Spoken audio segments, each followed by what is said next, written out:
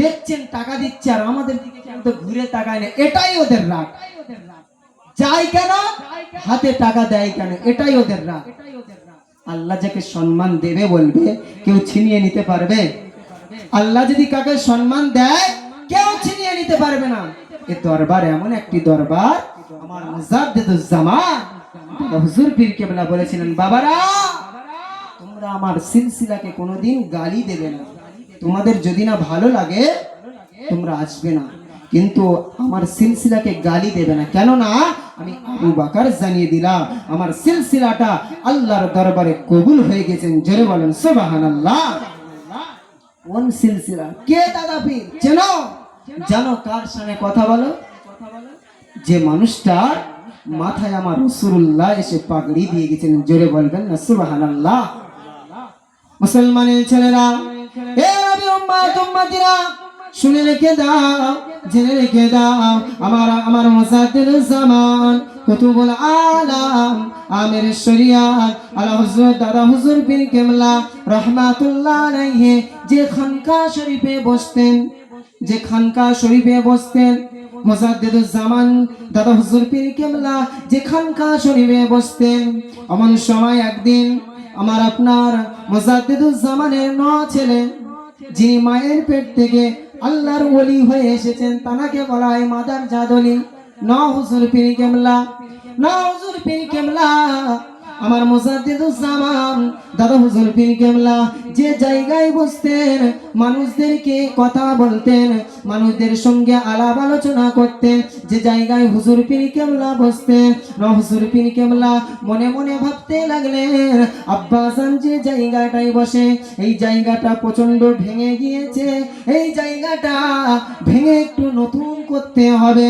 হুজুর পীর কেবলা যখন ওই জায়গাটা ভাঙতে লাগলেন, দেয়ালগুলো ভাঙতে লাগলেন, হুজুর পীর কেবলা যে দেয়ালে হেলান দিয়ে বসে থাকতেন, হুজুর পীর কেবলা যে জায়গায় বসে থাকতেন, ওই জায়গার মাটিগুলো যখন তুলে তুলে ফেলতে লাগলেন, ওই মাটি থেকে মিসকে আম্বারের খুশবু বেরোতে লাগলেন। জোরে বলেন সুবহানাল্লাহ। এ ফুরফুরার পাগলেরা, এ আমার দাদা পীরের ভক্ত মুরিদেরা, কে দাদা পীর, কে দাদা পীর নাম শুনেছি, কিন্তু আমরা অধম গুনাহগার, চোখে দেখি নাই। মুজাদ্দিদুজ্জামান দাদা হুজুর পীর কেবলা হুজুর আমার দরবারে বসে আছেন, হুজুর পীর কেবলা দরবারে বসে আছে। আমার সময় আমার আপনার নবী, নূর নবী, নবী মুহাম্মদুর রাসূলুল্লাহ সাল্লাল্লাহু আলাইহি ওয়াসাল্লাম এসে বলতে লাগলেন, ও বাবা আবু বকর, এদিকে মাথাটা সরিয়ে আনো বাবা। মুজাদ্দিদুজ্জামান দাদা হুজুর পীর কেবলা যখন মাথা খানা করলেন, আমার আপনার নবী নিজের মাথার সবুজ পাগড়িটা খুলে আমার দাদা হুজুরের মাথায় পরিয়ে দিয়েছিলেন। জোরে বলেন সুবহানাল্লাহ। সিলসিলাকে বিরোধিতা করো, সিলসিলাকে গালি দাও, একজন খারাপ, একজন নেই খারাপ, তার কাছে তোমরা যেওনি, তা বলে গালাগালি দেবে না। স্বয়ং দাদা হুজুর পীর কেবলা ওসিয়াত নামায় বলে গেছে, বাবা তোমরা গালাগালি দিও কেন, এটা হচ্ছে আল্লাহ পাকের দরবারে কবুলিয়াতের দরবার। হ্যাঁ, এটা হচ্ছে কবুলিয়াতের দরবার, তোমরা গালি দিও না। হ্যাঁ, ওটা হচ্ছে যে ওখানে হচ্ছে ওলির কারখানা, ওলি তৈরি করার, মোমেন তৈরি করার কারখানা এই জায়গাটা। হুজুর পীর কেবলা রাহমাতুল্লাহ আলাইহি, হুজুর পীর কেবলা যখন মায়ের পেট থেকে এসেছিলেন, উনি কিন্তু জীবিত অবস্থায় আসেন, মৃত অবস্থায় এসেছিলেন। উনি যখন পৃথিবীর জমিনে এসেছিলেন মৃত অবস্থায় এসেছিলেন, কথা বলেনি, নড়েনি। দাদি আম্মা জানেরা ঘরের মধ্যে কান্না রোল পড়ে গেলেন, কি হবে, মরা হয়ে এসছে। দাদা হুজুর পীর কেবলার কাছে খবর চলে গেল, তখন হুজুর পীর কেবলা ওই মাটির মসজিদে বসে থাকতেন। বললেন, বাবারা তোমরা কেউ গোসলের ব্যবস্থা করবে না, দাফনের ব্যবস্থা করবে না, যা গিয়ে একটি সাদা কাপড় দিয়ে আমার ছেলেকে তোমরা ঢেকে রাখো, ঢেকে রাখো, কে কাফন দাফনের ব্যবস্থা করবে না। হুজুর পীর কেবলা মাটির মসজিদে চলে গেলেন, নামাজ পড়লেন, জোহরের নামাজ আদায় করলেন। তখনও হুজুর পীর কেবলার কাফন দাফনের ব্যবস্থা করা হয়নি। হুজুর পীর কেবলা ওরকম শুয়ে আছে, আম্মা জানেরা কাঁদছেন। অমন সময় যখন মাটির মসজিদে আসরের আজান হয়েছে, এমন সময় না হুজুর পীর কেবলা চিল্লে কেঁদে উঠেছিলেন, জোরে বলেন সুবহানাল্লাহ। সঙ্গে সঙ্গে খবরে গিয়েছিলেন, হুজুর আপনার সেই ছেলে জীবিত হয়ে কেঁদে উঠেছে। তখন দাদা হুজুর পীর কেবলা বলেছিলেন যে অন্য কোনো ছেলে নয়, এটা হচ্ছে মায়ের পেট থেকে ওলি হয়েছে, অর্থাৎ মাদার জাত। হুজুর পীর কেবলা মুজাদ্দিদুজ জামান দাদা হুজুর পীর কেবলা রহমাতুল্লাহ আলাইহির ছেলে হযরত নাজমুশ শাহাদাত সিদ্দিকী রহমাতুল্লাহ আলাইহি।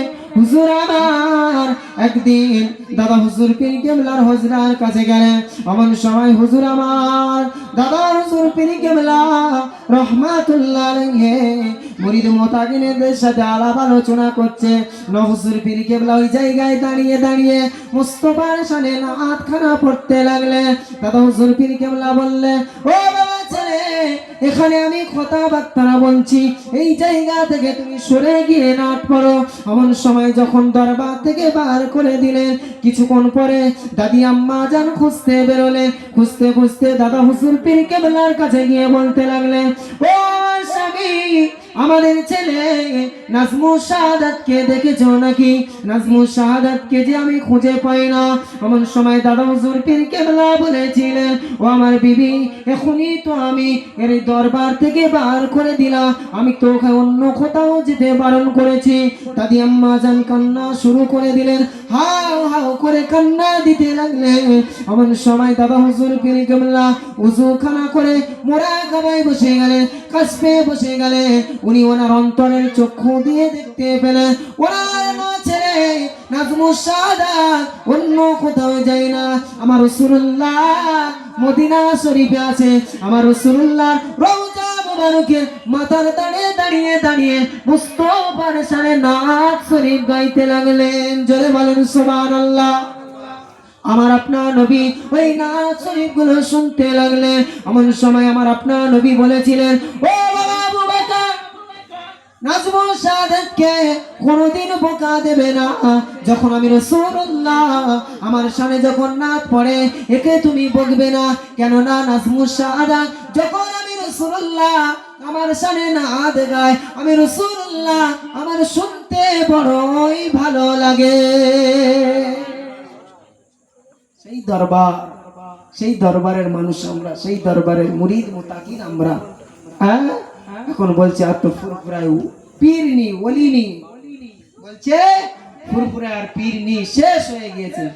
মানে ওদের যারা বলছে শেষ হয়ে গিয়েছে, বেটা ওদেরই সব শেষ হয়ে গেছে, ওদের ভিতরে আর কিছু নেই।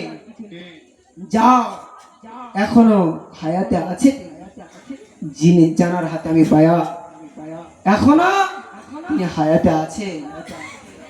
ধনপোতার দিকে যাবে, তালতলা হাটটা পার হবে, ধনপোতা জঙ্গলের দিকে যাবে, বাম সাইডে তার ঘর, তার নাম হলো পীর আল্লামা ওমর সিদ্দিকী মাত্তাজিল্লাহু আলিয়া, জোরে বলেন সুবহানাল্লাহ।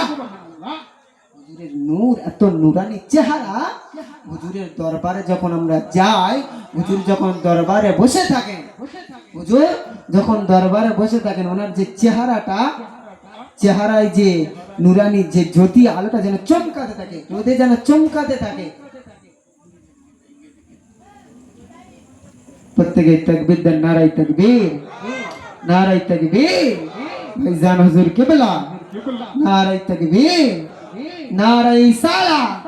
ফুরফুরা আহলে সুন্নাত ওয়াল জামাত, ফুরফুরা আহলে সুন্নাত ওয়াল জামাত।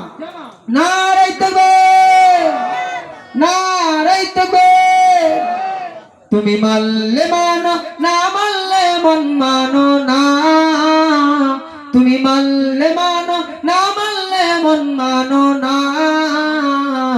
আশিকের আসল জান্নাত সোনার মদিনা, জোরে হয় না সুবহানাল্লাহ। তুমি মানলে মানো, না মানলে মন মানো না, তুমি মানলে মানো, না মানলে মন মানো না। আশিকের আসল জান্নাত সোনার মদিনা, আশিকের আসল জান্নাত সোনার মদিনা।